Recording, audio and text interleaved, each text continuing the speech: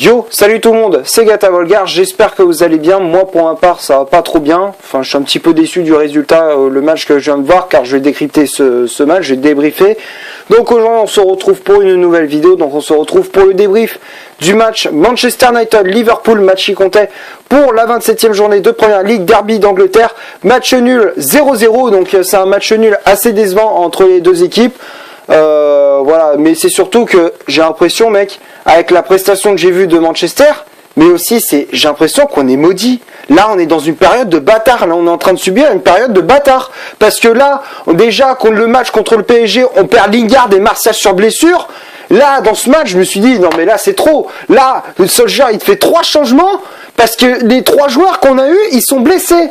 Là, t'as Herrera qui se blesse au bout de 20 minutes. Après, t'as Mata qui se blesse à son tour. Rashford, entre-temps, Rashford, il grimace un petit peu, mais ça allait, après, ça a été. Après, donc comme je disais, Mata est sorti sur blessure, donc là ça fait 2 joueurs. Après, t'as comment il s'appelle, Lingard qui avait remplacé Juan Mata, il sort sur blessure également. Du coup, c'est Alexis Sanchez qui rentre en jeu. Ah non mais là c'est trop. Et en plus avant le match, t'as Matic qui se blesse avant le match. Là c'est trop. Là franchement, on est en train de perdre nos cadres à 10 jours du match contre le PSG. Je me dis mais qu'est-ce que ça va donner? Parce que franchement déjà lors du match contre le PSG, si on n'a pas ces joueurs-là, nos cadres, on va se faire plumer, on va se faire défoncer, encore plus qu'au match aller.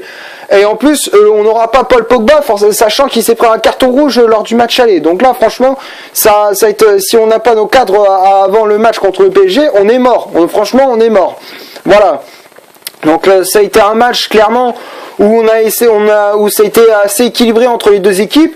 En termes d'occasion, ça a été on n'avait pas grand chose à se mettre sous la dent. Ça a été plus en termes de possession de balle. Dans les 90 minutes, dans les 45 premières minutes, pour décrypter un petit peu ces 90 minutes, les 45 premières, bon, pas grand chose à se mettre sous la dent. Côté mancunien, la plus grosse occasion, c'est celle de Marcus Rashford, au bout d'une demi-heure de jeu, et la plus grosse, c'est aussi celle de Jesse Lingard, qui a voulu dribbler Alisson Becker, mais il a buté sur le gardien brésilien de Liverpool. Donc 0-0 jusque là. Après côté Liverpool, pas grand chose à se mettre sous la dent également, parce que bon, les centres étaient un peu pourlingues. Voilà, il y a pas on va pas se le cacher, ils étaient nuls à chier. Voilà, donc Firmino, Salah et Mané, ils ont pas fait grand chose du match.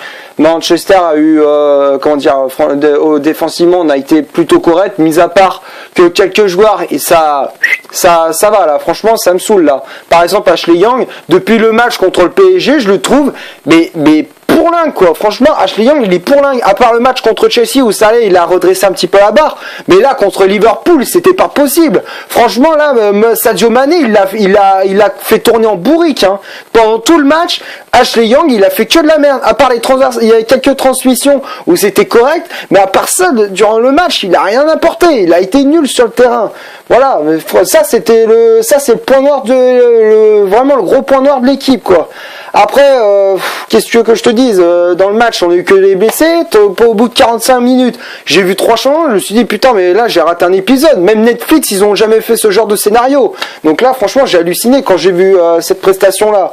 Et là, du coup, 45 premières minutes, mi-temps 0-0. Bon, seconde période, je me suis dit, je reste confiant, même si nos 3 cartouches, elles sont flinguées. On a quand même on a fait rentrer pas mal de joueurs sur le terrain. On a fait rentrer Pereira, Sanchez. Je me suis dit, voilà, pourquoi pas. Oui, Pereira, il peut faire la différence. La preuve, il a été très bon durant ce match. Il a apporté du mordant. Il avait la grinta dans son jeu, tout comme Alexis Sanchez. Voilà, bon, je me suis dit, je vais pas m'inquiéter. Après, le problème, c'est que bon, offensivement, on a manqué un peu. C'est vrai que Martial nous manquait beaucoup. Et ce que je reproche, c'est franchement au mercato, je comprends pas pourquoi Solskjaer il a pas fait un mercato justement. À part pourquoi il nous l'a laissé Fellaini partir. Et la preuve, on a besoin d'un numéro 6 maintenant, parce que on a Matic, mais le problème c'est que Matic il est blessé, donc du coup t'as mis McTominay en sentinelle, bon ça allait encore, ça passe. Mais ça c'était contre Liverpool. Mais là tu fais ça en Ligue des Champions contre le PSG, mais il va se faire défoncer. Là Cavani, Mbappé et tout, ils vont le tracer, il va être à la ramasse.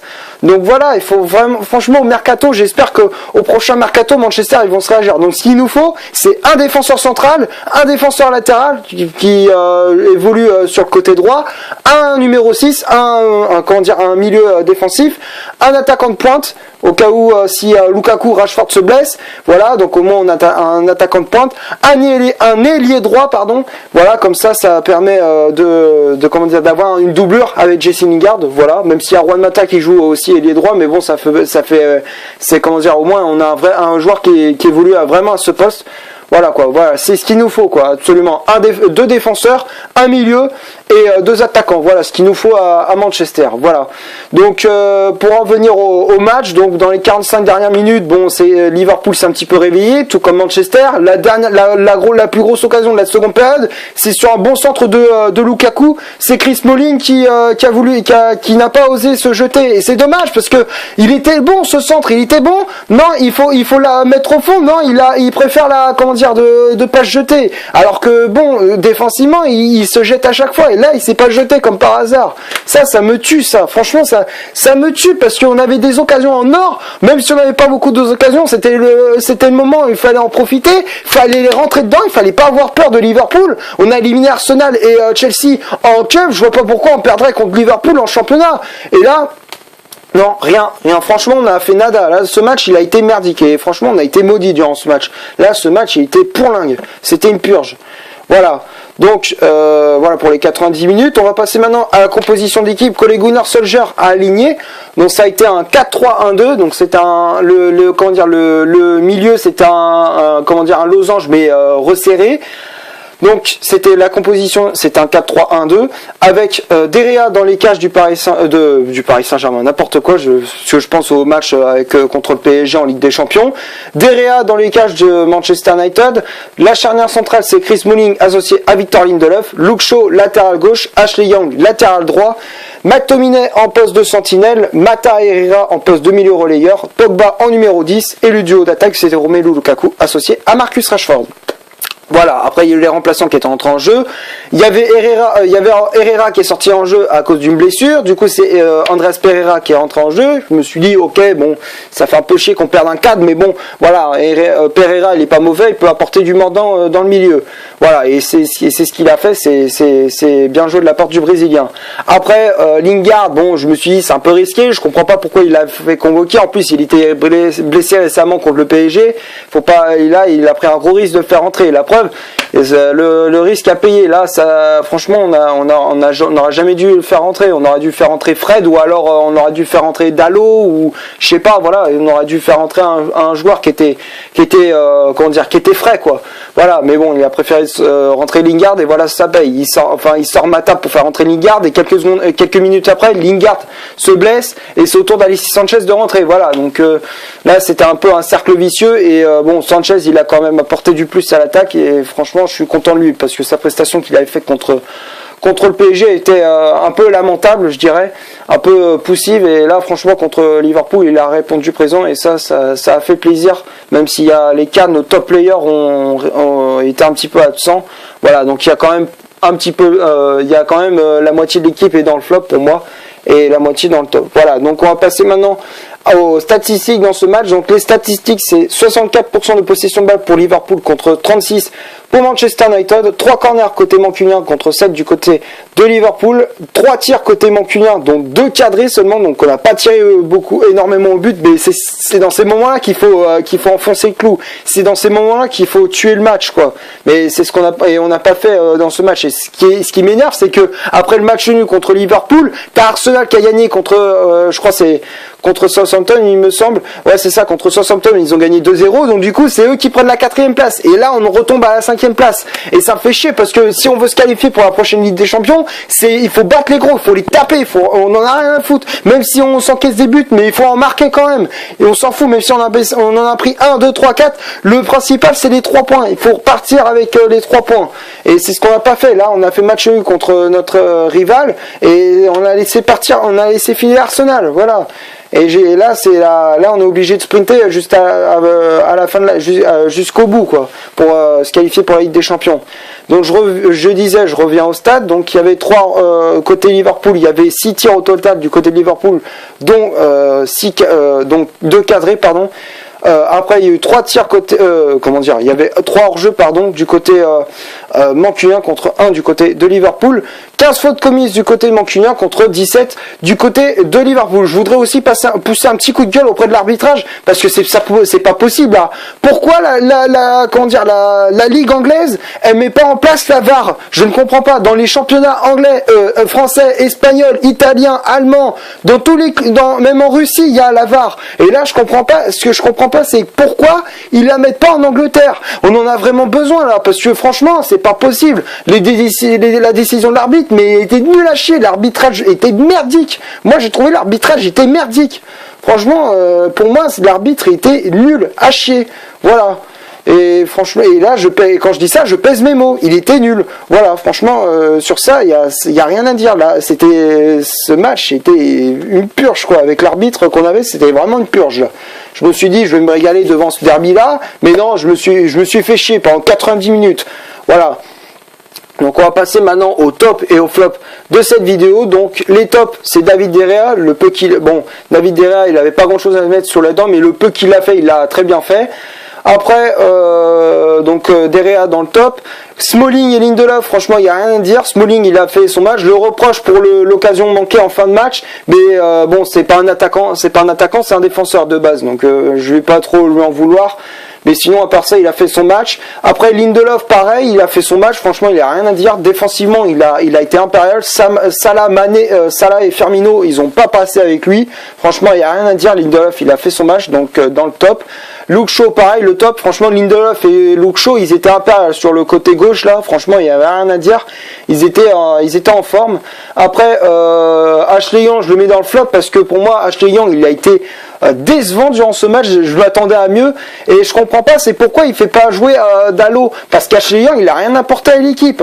Dalot il est plus décisif. Alors certes c'est pas le même gabarit, c'est pas la même catégorie, mais au moins il aura peut-être à apporter un peu plus de mordant, parce que Ashley Young il a laissé, c'était open bar sur son côté et Mané il se régalait sur son côté. Là Ashley Young, je suis désolé, il est pourri là dans ce match, il a été nul. Donc Ashley Young je le mets dans le flop. McTominay je le mets dans le top parce qu'il a répondu présent, il a ratissé pas mal de ballons. Herrera et Mata, bon, même s'ils sont sortis sur blessure, je suis dégoûté quand même, ils ont fait une bonne prestation, donc je le mets dans le top. Ils ont apporté du dynamique, ils ont apporté un peu du mordant, de la grinta dans le jeu mancunien. Les Espagnols, c'était les Espagnols et ils ont apporté un peu de grinta. Voilà, mais malheureusement ils sont sortis sur blessure. Pogba, moi je le mets dans le flop parce que Pogba, j'ai trouvé décevant. Il a eu trop de déchets dans ce qu'il faisait. Pogba, d'habitude je m'attendais à mieux, mais là franchement il a été décevant durant ce match. Je m'attendais à mieux de lui et franchement il m'a énormément déçu dans ce match.